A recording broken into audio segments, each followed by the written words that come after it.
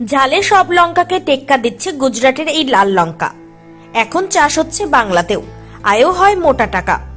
উত্তর দিনাজপুর জেলার কালিয়াগঞ্জের দেওগা অঞ্চলের বিভিন্ন গ্রামগঞ্জে লাল তীক্ষ্ণ লঙ্কা চাষ করে ভালো টাকা উপার্জন করেন গ্রামের মহিলারা। এই লঙ্কা 500 থেকে 600 টাকা কেজি দরে বিভিন্ন বাজারে বিক্রি হয়।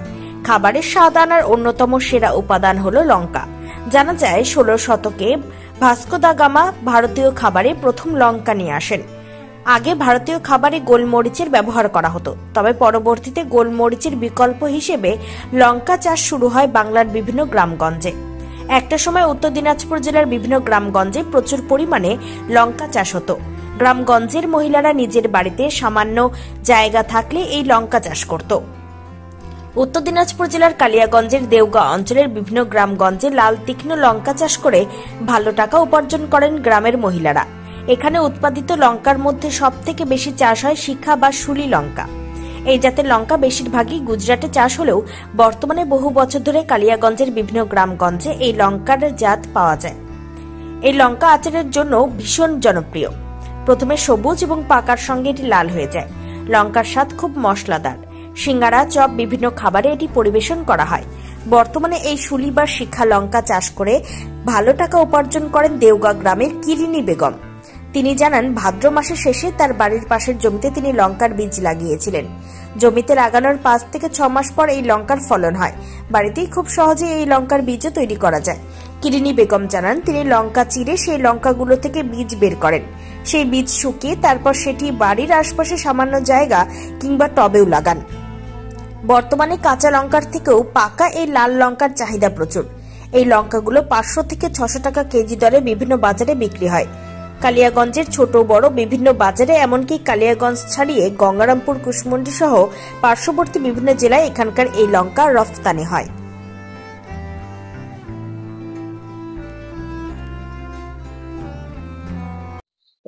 দিদি, আপনার নাম কি, জায়গাটার নাম কি? আমার নাম হচ্ছে ইরিনি বেগম, জায়গাটার নাম হচ্ছে দেওগা।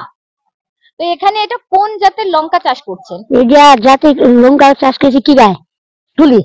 শুলি জাত। হ্যাঁ, তো এই শুলি জাতটা কোন সময় লাগাতে হয়? ভাদে শেষা ভাদে কেনাতে হয়। হ্যাঁ, কোন সময় ফলন দেয়? ফলন দিয়ে ওগন বসে ওগনে মাগে করে নিব, আধা মাগ যাবে করে নিব। তো এগুলো তো বাড়িতে টবের মধ্যেও চাষ করা যায়। হ্যাঁ, তো এটা কিভাবে চাষ করতে হয়? চাষ করতে হয় কি, বীজটা চুরিতে হবে, চুরিয়ে নিয়ে ফেলে দিতে হবে, দিয়ে তুমি গাছ হবে, তুমি আবার উঠে গাড়ি থেকে। আচ্ছা, তো হচ্ছে বিচিটা কোথা থেকে কিনে নিয়ে আসেন?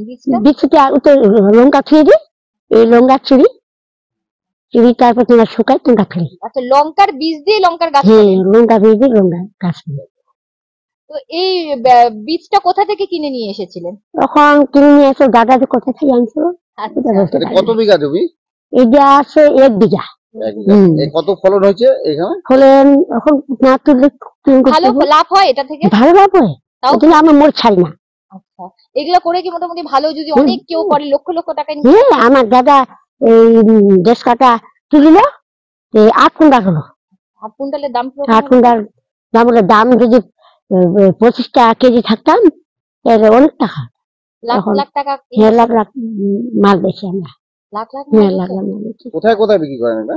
এটা আমি শুকেই, আবার এখন বিছান করতে কেউ নিয়ে গেল, ঝঙ্কলে বেছিলাম, বানসরা বেছিলাম, বাবুরহাটে বেছিলাম, সব জায়গায় বিক্রি করতে নিয়ে যাবে, মানুষ নিয়ে যাবে গাড়ার জন্য।